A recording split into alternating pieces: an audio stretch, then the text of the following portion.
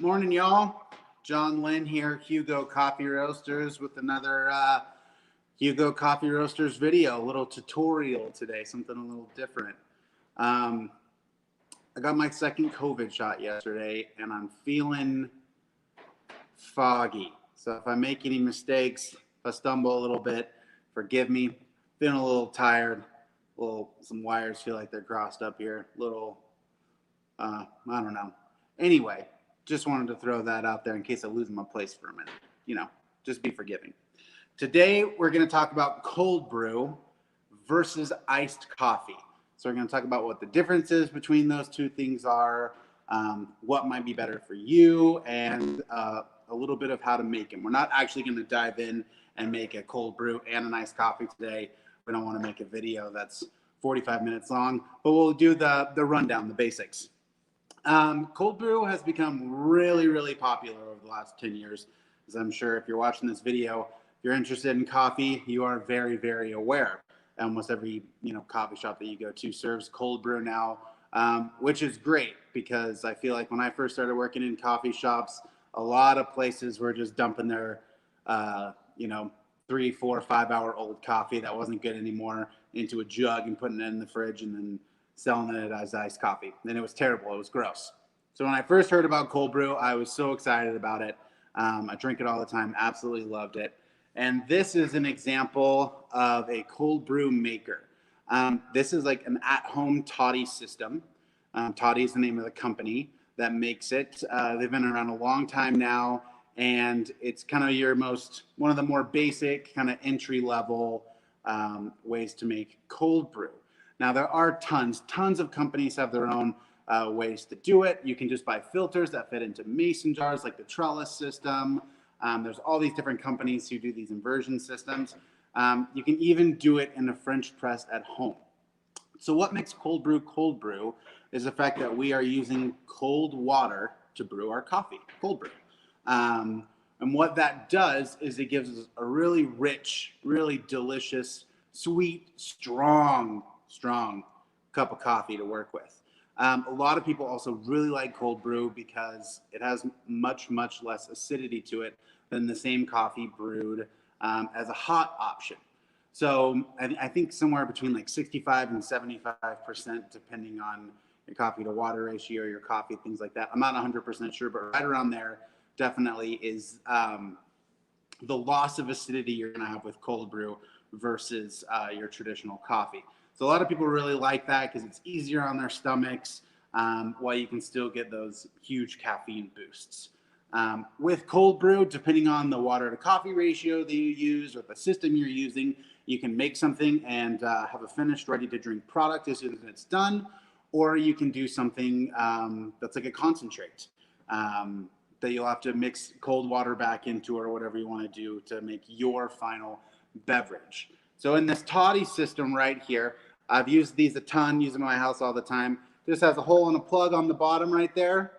It has a tiny cloth disc filter that fits inside.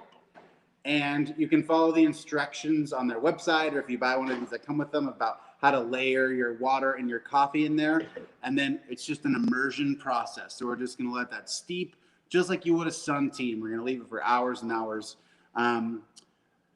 The shortest time I've ever heard is about 8 hours for a cold brew, and that's going to create something that's a little bit weaker, I would say. I haven't had any cold brews around 8 hours that I've thoroughly enjoyed. Something closer to 12 is really good for me if you want something that's ready to drink. What I typically do, and when we're making coffee cold brew at our shops, we do a 24-hour soak. And then we're going to drain that, and we're going to have our concentrate, and we're going to dilute that. And we do equal parts water and our cold brew concentrate that we serve to our customers. Good. But like I said many times, it really depends on what you like. So you can experiment with some different ways of doing it, some different recipes, and figure out what's perfect for you because everybody's a little bit different. So the cold brew is just that long, steep immersion method. Like I said, you could do it in a French press. You throw in your coffee, throw in your water, let it sit for as long as you need, filter those coffee grounds out, and you have something that's ready to drink. And there's lots of systems like that. Now, that is our cold brew. Next thing we're going to talk about is iced coffee. So iced coffee is coffee that we are using hot water to make. So we are extracting all of those flavors, all of the acidity from that coffee, and we're using hot water to make a cold coffee beverage. So one of my favorite ways to do this, and just like the cold brew, there's many different ways and systems that you can make a drip iced coffee. You can do it in a Kalita wave, you can do it in a V60, like right here. You can even do it in a Chemex. There's tons of different ways where you can do this. And it's basically adding ice to whatever vessel your coffee is going to end up in, and then pouring hot water over the top. So the ice in the bottom is going to be part of your coffee to water ratio, because through your 4 minutes or so, depending on how much coffee you're making and what you're using, through that time, the ice in the bottom is going to melt as your hot water comes through and drips over the ice in the bottom of your ramekin, so that by the time you're done, most of that ice is already melted and you have a really nice, delicious coffee right in the bottom of your ramekin that's ready to drink. I have since kind of moved away from cold brew. I love to use it for cocktails or for other different beverages where I'm going to add more stuff. Especially, I just love having that concentrate available to me. But as far as straight flavor goes, I personally really love this this iced coffee, drip system. You can use whatever kind of coffee you want. You're getting those full flavors. I love acidic coffee. I love things that are tart and fun and funky, and you can get those in your iced coffee. I also really like iced Americanos for the exact same reason. And those are basically just pulling shots of espresso, adding that to water, chilled water, and then throwing some ice cubes on top. And that's kind of another way to have an iced coffee would be your iced Americano right there, just brewed a different way. Sorry, a little interruption right there. But those are the main two differences between our cold brew and our iced coffee systems. And you can use whatever coffees you want for cold brew or for iced coffee. We at Hugo, though, have coffees that we prefer for our cold brew system. So we have our cold brew coffee right here. It's called Dog Days. It comes in a 1 pound bag. And you can dump this whole bag into a system like this and have a full pot. You can do a half bag, quarter bag, whatever you want to do, and get this brewing and immersion going and filter that out.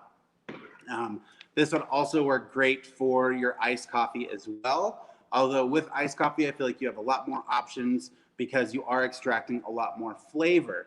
With the toddy system, with the cold brew systems, I typically like to use coffees that are a little bit more rich. We roast them in a way that we're extracting more sugars, more caramelization, getting more sweetness to that, and less focus on coffees that have, are prized for their acidity, since those really aren't going to get extracted while we're brewing that coffee anyway. So this, you can use a ton of different coffees.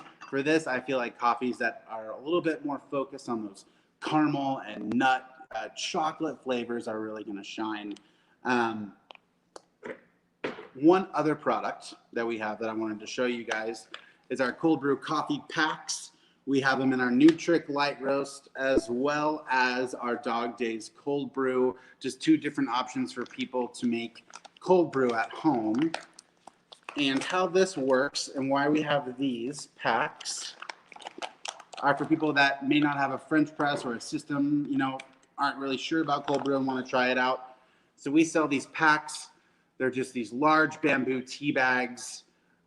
Drop that into a carafe of water, let that steep, pull this out, and you have some ready to drink cold brew. So this is a great way if you don't have a system for making cold brew at home. You can give this a try, let this steep. People really love these. They've been really popular over the past year that we've had them.